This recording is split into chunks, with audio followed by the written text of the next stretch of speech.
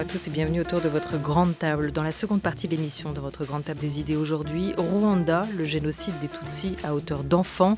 On en parle avec notre invitée, l'historienne Hélène Dumas, qui a réalisé un vaste travail autour des témoignages d'enfants victimes de ce génocide, qui se racontent ce qu'ils ont vécu à travers des carnets. Elle a réuni ces carnets, ces paroles d'enfants dans un livre intitulé « Sans ciel ni terre » paru à la Découverte. Elle sera notre invitée à partir de 12h55. Mais d'abord, Clint Eastwood, un paradoxe américain. On pose la question à nos invités. Samuel Blumenfeld, notre premier invité, qui a rédigé le livret d'un coffret collector chez Warner, une intégrale en 63 films. Et au journaliste Éric Libio, qui nous avait mis en appétit dès la rentrée avec son livre « Clint et moi », paru chez Lattès. On est ensemble, surtout, jusqu'à 13h30 sur France Culture. Tout de suite, pour la grande table. La grande table. Olivia Gesbert. Le réalisateur de Sur la route de Madison, d'American Sniper ou encore de Million Dollar Baby, qui serait actuellement en préparation de son 39e long métrage, Cry Macho, entre le Mexique et le Texas. Bonjour à vous, Samuel Blumenfeld. Bonjour. Merci d'être avec nous. Bonjour, Éric Libio. Bonjour Olivia, bonjour Samuel et à tout le monde. Bienvenue à tous les deux. Un réalisateur, un homme et une œuvre fascinante. Mais en quoi ? Qu'est-ce qui fascine tant chez Clint Eastwood ? Éric Libio, vous écrivez « Clint est la médaille, son revers et la tranche, ce qui brille, ce qui ne se regarde pas, ce qui fait tenir l'ensemble en équilibre. Et mon tout est peut-être un homme, j'ai l'impression, dites-vous, d'être au cœur de ma fascination pour cet homme-là. » Tout est dit ?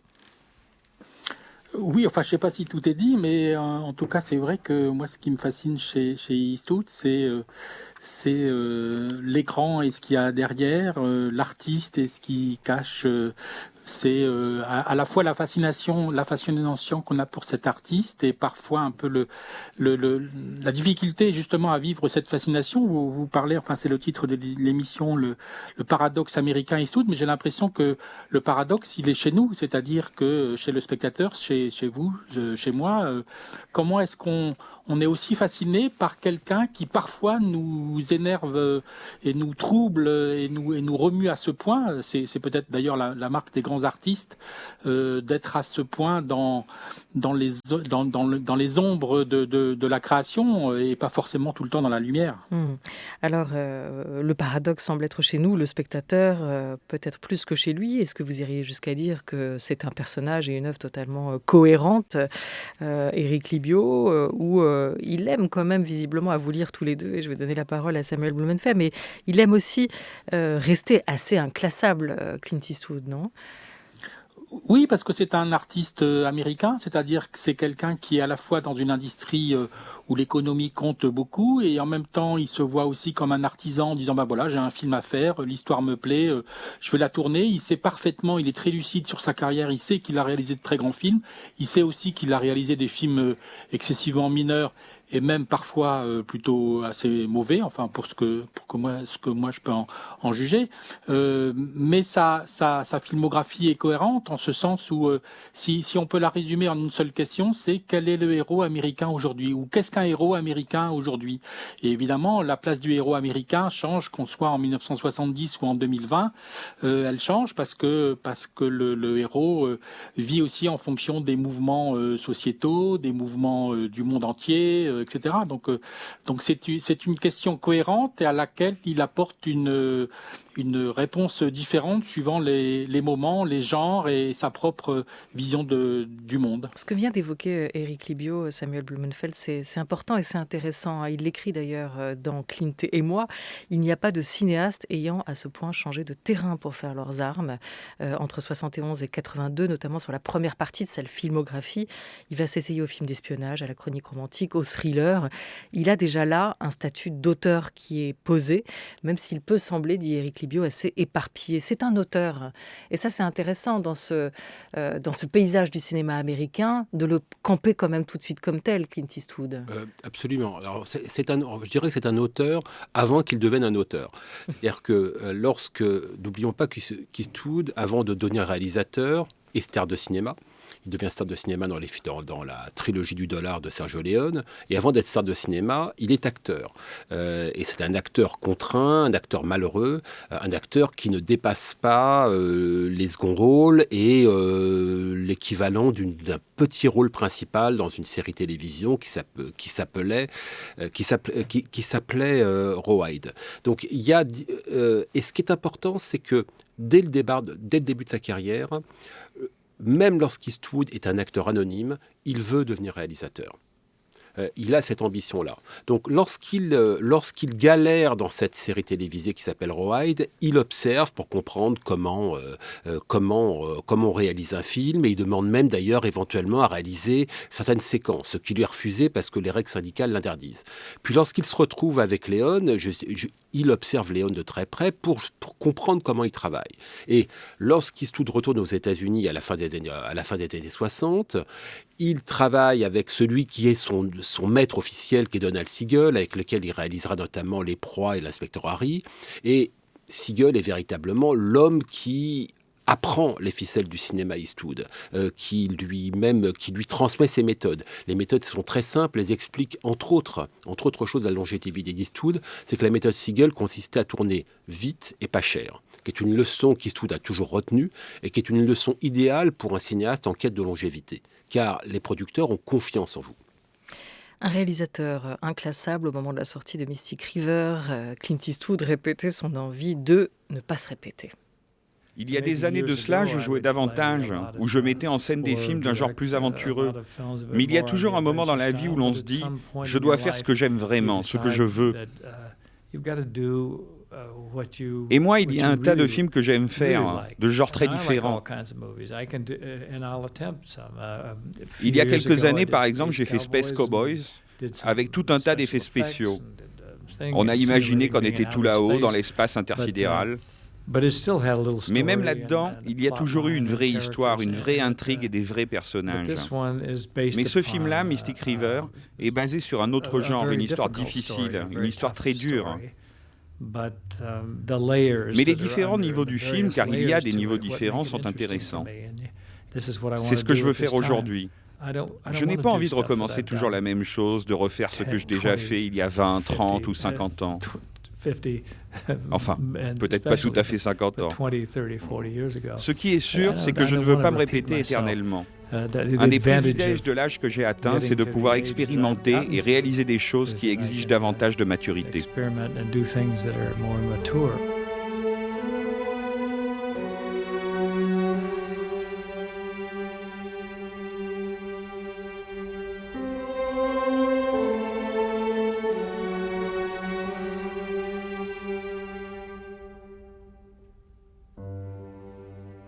Clint Eastwood, en 2003, au moment de la sortie de son film Mystic River, on l'entend sur ce désir de ne pas se répéter, ce qui explique en partie le côté extrêmement éclectique, hétérogène aussi de son œuvre. Mais qu'est-ce qu'il montre de lui, de sa personnalité dans ses films ? Quand il prend une caméra, il a déjà, dites-vous Samuel Blumenfeld, une personnalité très identifiée à travers ses rôles, hein, sa carrière d'acteur et notamment la trilogie du dollar de Leone. Clint, c'est pas vraiment une gueule, c'est aussi tout simplement un physique, au-delà même de la gueule encore. Hein. Il a vraiment défini aussi une esthétique de l'acteur à l'écran. Hein. Alors, je n'irai pas jusque-là définir, parce que je ne sais pas si... il m'apparaît comme un réalisateur plus exceptionnel qu'acteur. Mais comme acteur, c'est quand même pas rien. Et on va dire sa signature d'acteur, qui est une signature qui est dès Leone et qui ne changera guère, c'est le laconisme. Eastwood appartient à cette école d'acteurs, on va dire, dans laquelle on pourrait mettre Steve McQueen, qui sont rétifs devant le texte, qui préfèrent passer par leur visage pour s'exprimer. C'est aussi un acteur Eastwood, qui a conscience de ses limites. C'est pas Laurence Olivier, il ne sera jamais un acteur shakespearien. Donc c'est quelqu'un qui, justement, se limite, s'épanouit dans l'économie de mots. Alors un exemple très simple, c'est lorsque Eastwood rencontre Léon pour la première fois, lorsqu'il a le scénario d'une poignée de dollars, l'un de ses premiers réflexes, c'est de couper des lignes de texte et d'expliquer à Léon qu'il faut en passer justement par moins de dialogue et que ce sera beaucoup mieux. Mais ça, c'était un choix, visiblement, cet underplay, là, comme disent les Anglais, sous-jouer, c'est-à-dire de ne pas trop parler, c'est pas parce qu'il avait une mauvaise mémoire. Ah non, voilà, donc non seulement c'est un choix, idée de se montrer taiseux, un peu sans affect aussi. Hein. Alors non seulement c'est un choix, mais c'est aussi parce qu'il connaît ses capacités d'acteur. Il sait ce qu'il peut faire et ne pas faire. Donc l'underplay, en fait, lui est imposé. Et alors, qu'est-ce qu'il montre de lui? Qu'est-ce qu'il donne de lui dans ses films? Tout. Je veux dire, il y a une biographie souterraine d'Eastwood qui peut se dessiner, en fait, du début à... on va dire à la fin de sa carrière. Elle n'est pas terminée, mais on va dire qu'elle est dans sa dernière ligne droite, puisqu'on parle d'un réalisateur qui vient de dépasser les 90 ans. Mais si vous voulez, on voit bien à quel point Eastwood peut parler à la première personne dans un film comme Sur la route de Madison. On voit bien comment il y a cette douleur, il y a le questionnement d'un acteur qui se demande quelle est sa place dans un couple et puis sa place dans le monde. Et puis également sa place en tant qu'artiste. Régulièrement, Eastwood, dans ses films, pas seulement Sur la route de Madison, mais incarne des artistes, et souvent des artistes contraints. À chaque fois, ce sont des déclinaisons d'Eastwood. Et dans tous ces rôles, Éric Libio dit dans son livre « Clint et moi », paru chez Lattès à la rentrée, qu'il a le sentiment de s'être retrouvé en chacun d'eux. Mais là, c'est les mots de Meryl Streep, son actrice Sur la route de Madison, que l'on va écouter à ce propos de la personnalité de l'homme Clint Eastwood. I was just picking you some flowers. Oh? Men still do that, don't they? I'm not out of date, am I? I've been picking flowers for a woman, a sign of appreciation. No, not at all. Except those are poisonous. I think he saw an opportunity for himself to reveal something. Il a voulu saisir l'opportunité pour révéler quelque chose de sa personnalité, une autre facette que ses fans ne connaissaient pas. Il a beaucoup travaillé sur les deux aspects de son personnage. Il a, je ne sais pas si d'autres seront d'accord, mais il a une sensibilité très féminine. I don't want to need you. What? Because I can't have you. I really didn't realize how vulnerable he let himself. Je n'avais pas réalisé à quel point il a accepté de se rendre vulnérable. Ce n'est pas quelque chose qu'on peut simuler. C'est quelque chose qu'on doit avoir en soi. Mais il a cette image d'hyper-masculinité.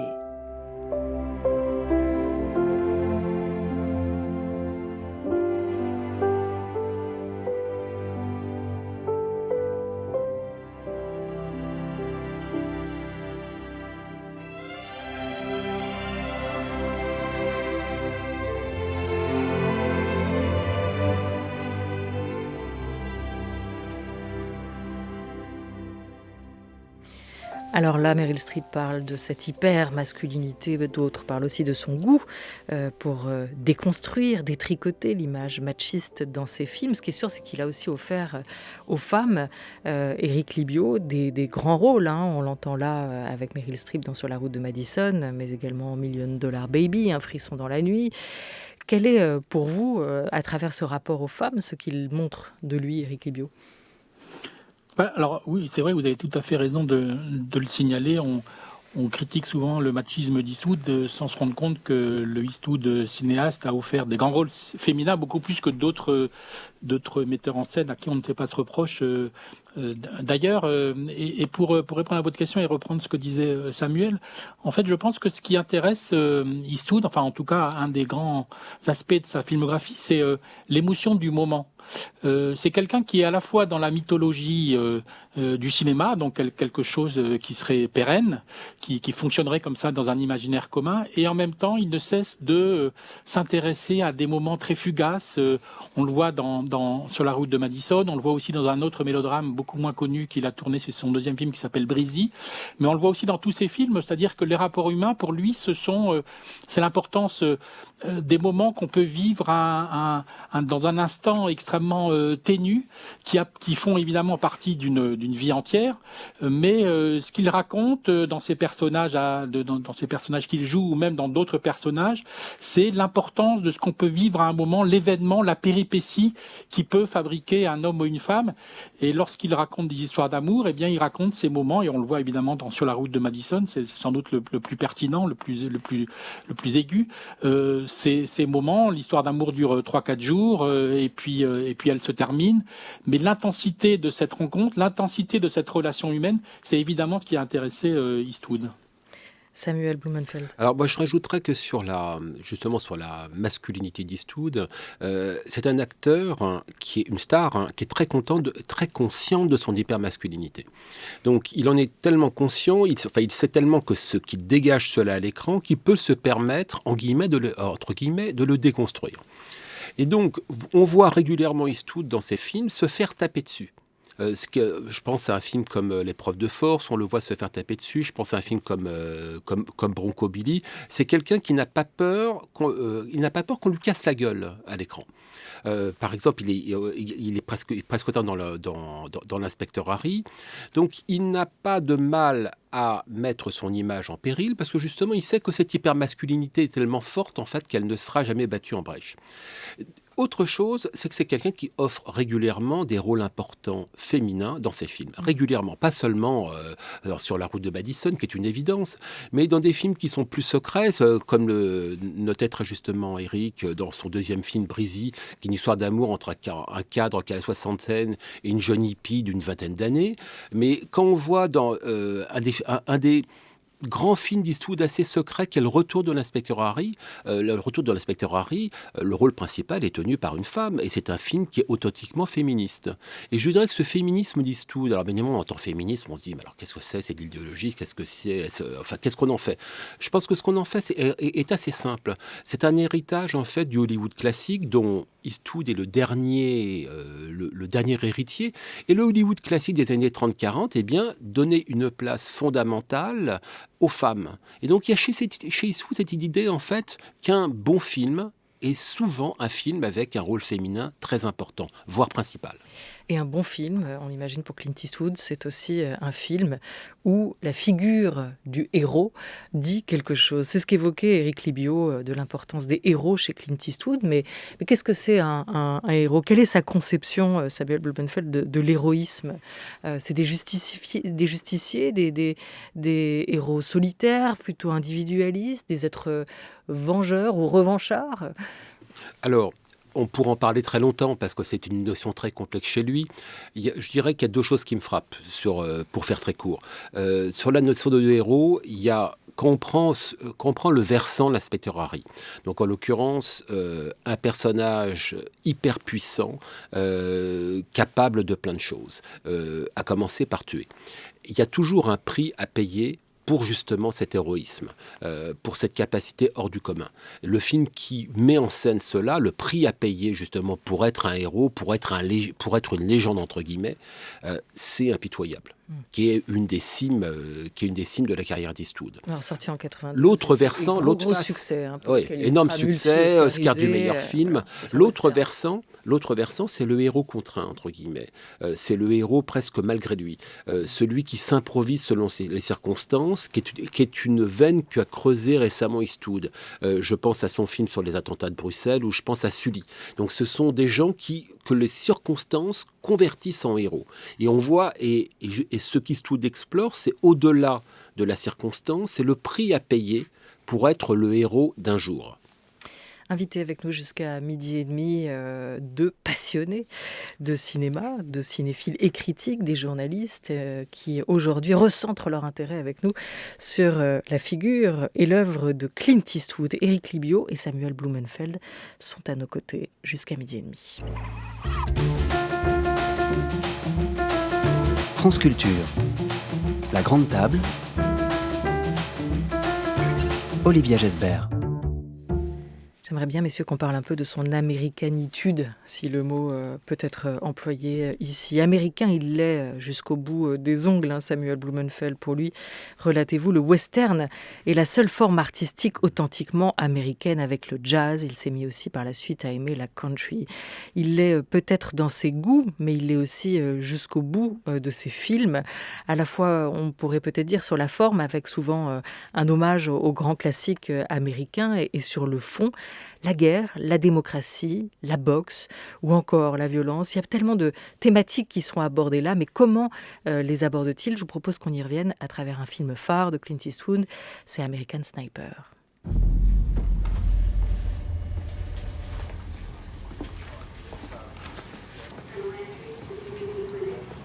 Hey, buddy. Salut mon pote.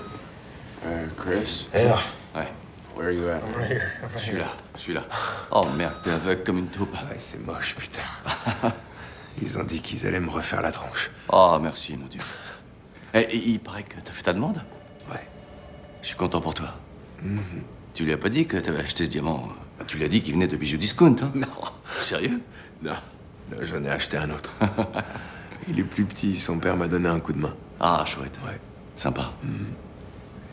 Elle veut pas me laisser tomber. Je lui ai dit de le faire et elle veut pas me laisser tomber. Elle se fait foutrement avoir. Pourquoi tu dis un truc pareil? Ne dis pas ça, elle t'a de toi. Et tes 5 centimètres. 5 centimètres. Oui, je suis content que ça me soit arrivé à moi et pas à toi. T'aurais pas été de taille. T'as sans doute raison. Il paraît que t'es le sniper le plus redoutable de l'histoire militaire américaine. Ah, c'est vrai? C'est ce qu'on dit. Ces enfoirés sont tous à Sadr City. Tu y retournes pas. Si on repart, on va les enfermer et les traquer. Non, déconne pas, t'as pas à faire ça. Ah, on doit faire ça. You're my brother. T'es mon frère. They're gonna fucking pay for what they did to you. Et on va les faire payer pour ce qu'ils t'ont fait. Ouya, légende. Fucking Ouya. Ouya, putain.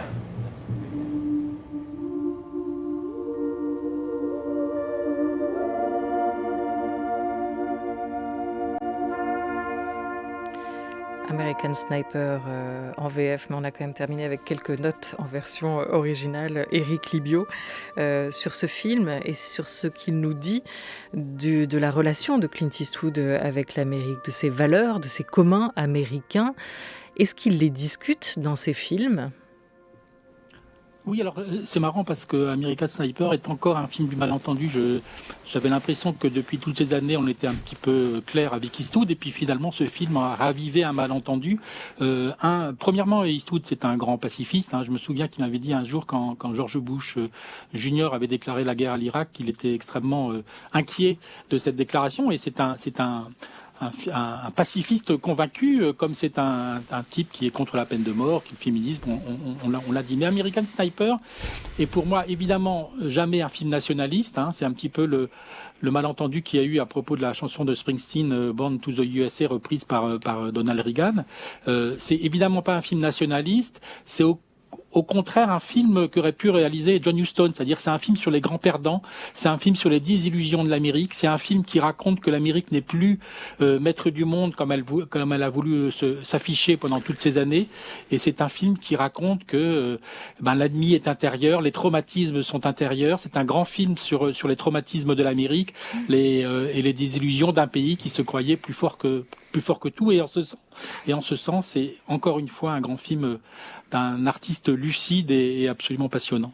Et vous dites, Éric Libio, vous l'écrivez, un héros est un exemple, un repère pour Clint Eastwood, mais en aucun cas celui à qui il faut forcément ressembler. Ailleurs, à propos de Mémoire de nos pères et de Grande Torino, vous dites que le héros clintien n'est pas un demi-dieu, mais un demi-diable. C'est la mauvaise conscience de l'Amérique, et Clint assume de jouer ce rôle. Sur ce rapport contrarié, mais déclaré quand même, Samuel Blumenfeld, de Clint Eastwood avec l'Amérique, comment vous le définissez, parce qu'il est aussi républicain, il dit avoir voté pour Trump en 2016, il est plutôt favorable au port d'armes, tout en étant favorable au mariage homosexuel.